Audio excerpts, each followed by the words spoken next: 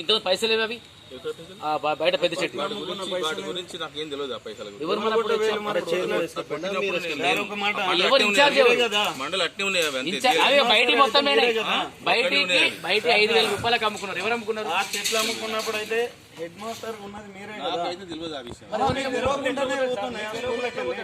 బయటికి చెప్తున్నా అంటే ఇప్పుడు కళ్ళ ముందు వచ్చి తెలియదు. ఇంకెన్ని ఏం జరిగినా మీకు సంబంధం లేదా? మీరు ఒక హెచ్ఎంఏ చేస్తారు కదా, అక్కడ బయట ఏం తెలుస్తుంది అంటారు. మరి ఏం జరిగినా మీకు ఆ సంబంధం లేదని మాకు చెప్పండి. మేము చూసుకుంటాం. ఊరలో స్కూల్ ఎట్లుండాలో, మా ఊరు ఎట్లుండాలో మాకు తెలుసు.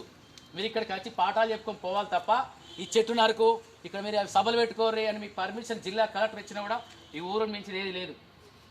మేము కాపాడుకున్న స్కూల్ను మీరు ఎందుకు నాశనం చేస్తారు?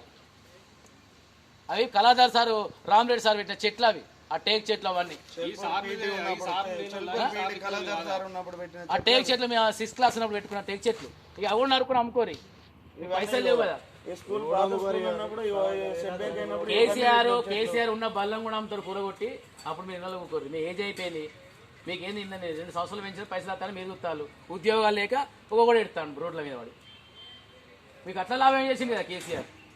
అందుకే ఇచ్చిన ఏది పర్మిషన్. కొట్టుకోర్రా పోయి జాబ్ కోర్రా, ఎవరు లేడు అడగటం లేడని. ప్రశ్నించేటోడు ఖచ్చితంగా ఏ ఊర్లో అయినా ఒకటి ఉంటాడు, గుర్తుపెట్టుకోరు సార్. మీలాంటి తప్పు చేసిన వాళ్ళకి ప్రశ్నించేటోడు ఖచ్చితంగా ఉంటాడు.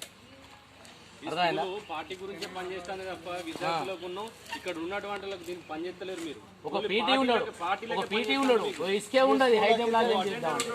క్రికెట్ ఆడుకుంటుండే మీరు బాగా టీచర్ ఉన్నారు, మ్యాథ్స్ ఉన్నారు, సోషల్ ఆడుకుంటుండే. గోడల కూస్తాలు, అడి ఎత్తులు, ఇలా చిన్నపిల్లలు క్రికెట్ ఆడుకుంటారు.